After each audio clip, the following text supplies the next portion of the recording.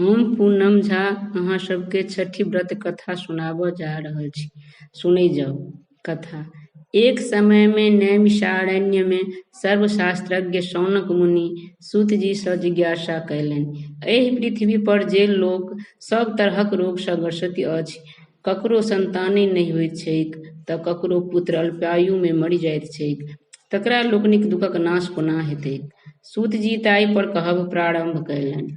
ठीक इएह बात सत्यव्रती भीष्म पुलस्त्य मुनि सँ पूछने छलखिन, से हमरा बुझल अछि। ई कथा कहनाहर आ सुननाहर दुनूक पापक विनाश होइत छैक। प्राचीन काल में एकटा बलवान आ ईर्ष्यालु दुष्ट क्षत्रिय राजा छलाह। हुनका पूर्व जन्मक पापे कुष्ठ भऽ गेलनि। हुनका यक्ष्मा रोग सेहो धऽ लेलकनि। ओ एहन जिंदगी सँ मरण नीक बुझि गेलाह। ठीक ओहि समय में एकटा शास्त्रज्ञ धर्मात्मा तेजस्वी ब्राह्मण ओहिठाम पहुँचलाह। राजा हुनका देखि अत्यंत प्रसन्न भेलाह, हुनक पूर्ण स्वागत सत्कार कयलनि आ विनम्र भाव सँ प्रश्न कयलनि जे हम कुष्ठ आ यक्ष्मा रोग सँ पीड़ित छी। केओ पुत्र विहीन छथि, कोनो व्यक्तिक संतान नहि जीवैत छनि, एहि स्त्री के पति त्याग देने छैक, एहि सब दुखक की निदान। तखन ओ ब्राह्मण विचारलनि जे सूर्य देव लोकक सब तरहक पाप के विनाश कऽ आरोग्य प्रदान करैत छथि। तेँ ओ राजा के कहलखिन जे अहाँ लोकनि सूर्यक व्रत करैत जाउ, अवश्य कल्याण होयत।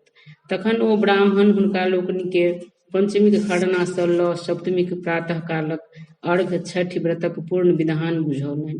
ओ सब ओहि तरहेँ केलनि तऽ सभक क्लेश दूर भऽ गेलनि। तकर बाद एकटा जे नीक वंशक ब्राह्मण दरिद्र मूर्ख अविवाहित छलाह, ओ एके वर्ष ई व्रत कयलनि तऽ ओ अत्यंत यशस्वी ओ सुखी भऽ गेलाह।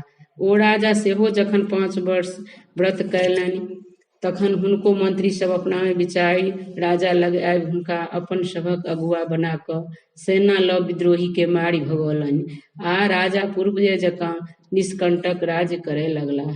अतः जे कियो ई व्रत कयलनि सब मनवांछित फल प्राप्त कयलनि।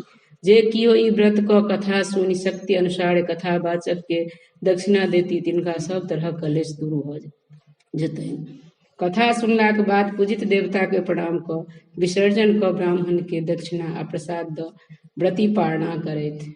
धन्यवाद।